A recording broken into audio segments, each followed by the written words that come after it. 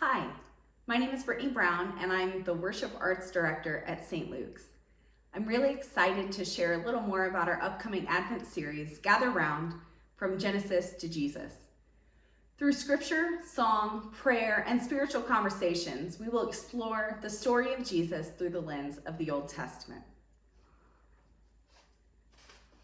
This is our Advent guide.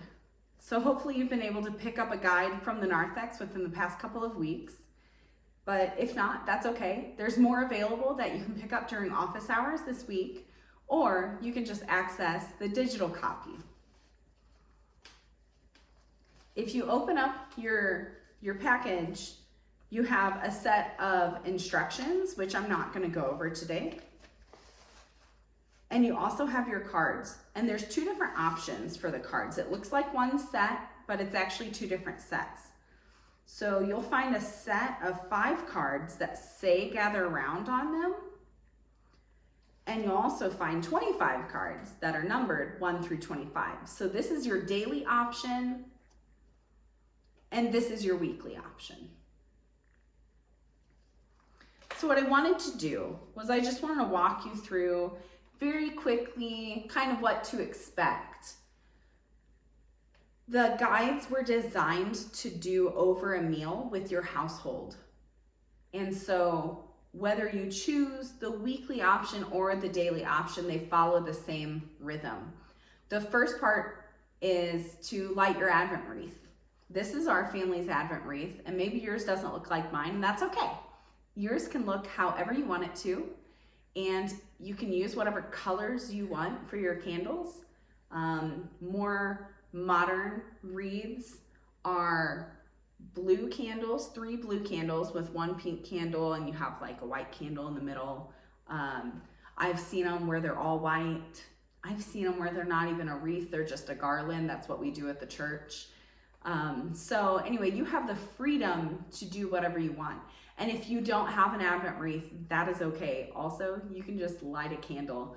The most important part is just marking the moment, saying we are starting right now.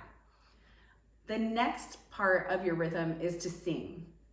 We've chosen a popular Advent hymn, O Come, O Come Emmanuel, and we've put the lyrics on the cards. But if you don't know that song, you can always find a YouTube recording. And if you don't want to incorporate music into your rhythm, that is okay too. I would just skip it and move on. The next element is the scripture readings. Now, these are not your typical devotional scripture readings where it's like 7 verses. It's definitely a little more involved than that. In your daily option, your first day, you're reading Genesis chapter 1, chapter 2, and John chapter 1, verses 1 through 14. So the issue is when you get to the weekly guide, there's a lot more scripture readings, and they're kind of pieced together, like 2 verses here, 3 verses there, and it's a lot of jumping around. So if that is too much for you and you're not interested in doing that, that's okay. There are videos that will link on the Advent landing page on the website that you can just watch an overview video that maybe only takes a few minutes. The next part is a prayer, and it's a prayer that we pulled from the Small Catechism. It's the Common Table Prayer, so it's probably pretty familiar to most, but if it's not familiar to you, that is okay.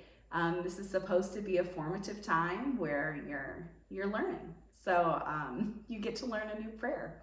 And then ideally you'll have spiritual conversations over a meal. So at this time you would start eating, and there are 3 questions, and they're the same through each day, whether you're doing the daily option or the weekly option. And allow these 3 questions to guide your conversations over your meal that just make you think about the scripture and kind of the bigger picture of what God was planning. So if the conversation goes in a different direction, that's okay. If you don't get through all of the questions, that's okay too. Remember, there's no one right way. The goal is just to engage in spiritual conversations, whatever that looks like for you and your household. And when your meal is done, you can end with another prayer that we pulled from the small catechism and extinguish your candles and then clean up. So I just wanted to take this moment to give you permission to adjust. This was created, again, just as a guide, but it's not a hard and fast rule. So you can shift and adjust however your family needs to, or however your household needs to. And if you fall off the wagon, that's okay. Especially if you pick the daily option and you miss one, and then it turns into 2, and it turns into 3, and it turns into 4. That can happen. And what I would encourage you to do is you have options. So you can pick up right where you left off and go beyond Christmas. You can just skip the day and keep moving forward.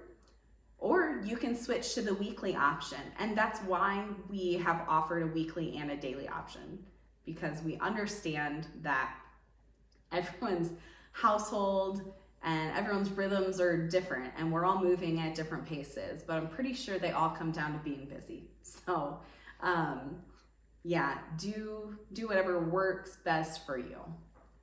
And the last thing that I wanted to say was, if you are a single person household, this can be done, and it totally operates as your typical devotional.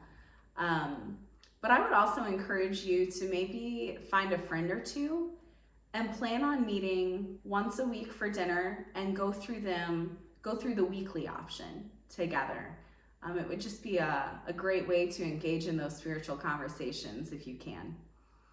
I would love to hear what you guys are doing within your household and what's working for you, and hear maybe some stories about those spiritual conversations that you're having. So I hope you find these Advent guides to be blessings in your life this holiday season.